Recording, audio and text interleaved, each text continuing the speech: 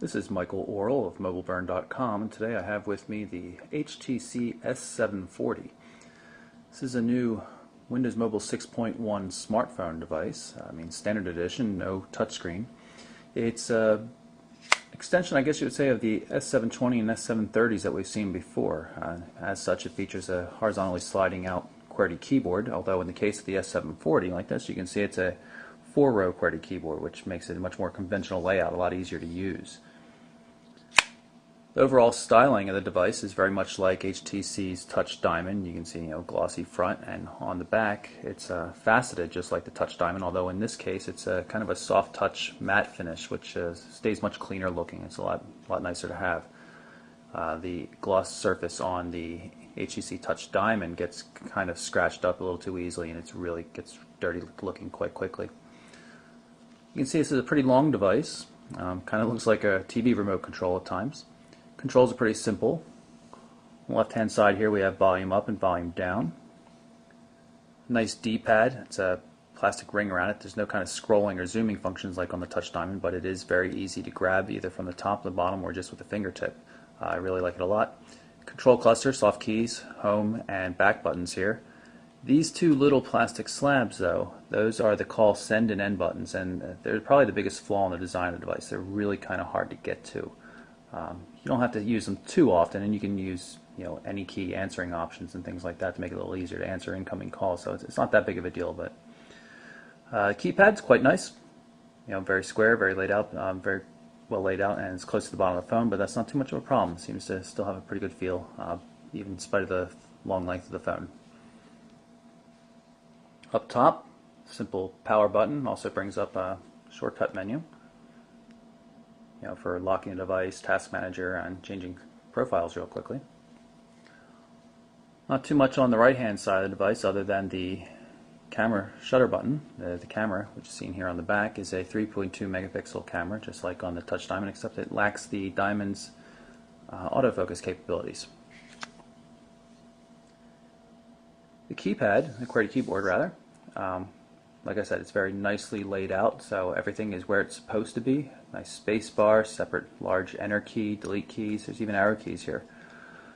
Green function key for getting to numbers across the top row, or alternate functions for putting on vibration mode or question mark, other special characters like that.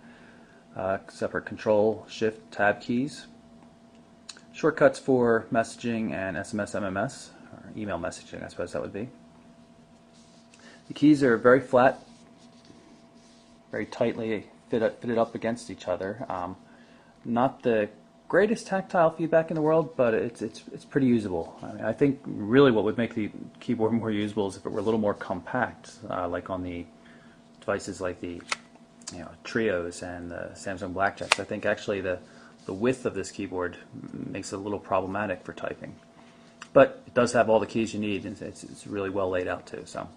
Even has nice little LED indicators here for when you can see I have the function key on, or caps key. You can see the LED lights up. Pretty handy. So in terms of physical design, we're pretty pleased with this device. The only thing that's kind of weird is the SIM card and micro SD card slot. It doesn't go in the back, the back cover, which comes off pretty easily. You can see this would be a prime spot to put it, but the micro SD card is actually inside here. You pull that out, flip it out, and there's the SIM card, and then unfortunately you have to go underneath the SIM card to get to your micro SD card slot, which is a real pain, which means you have to turn off the device in order to swap cards out or just get to the card.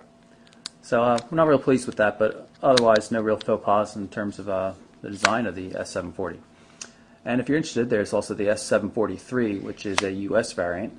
It's going to have support for US 3G bands, which I'll explain a little bit more later. The last item of note on the exterior of the S740 is probably the mini USB port here. It's used for USB communications with a personal computer or a laptop, as well as wired headphone support. A wired pair of stereo headphones comes with the S740. There's no 3.5mm jack on this device, unfortunately, but you can get an adapter for this USB port here. Just for comparison's sake, we're going to show you the S740 next to another well-known device. This is Sony Ericsson's Xperia X1. You can see the S740 is quite a bit longer, although it is narrower. It's probably a little bit thicker than the X1. It's kind of hard to say. It's pretty close. Now, of course, the X1 does have that, wide VGA touchscreen display on it, but the S740 weighs about 143 grams to the 161 grams for the Xperia X1, and it's not a lightweight device by any stretch, but it's still very pocketable. It's very easy to get something this narrow in and out of even a tight jeans pocket. So, pretty practical form factor in general.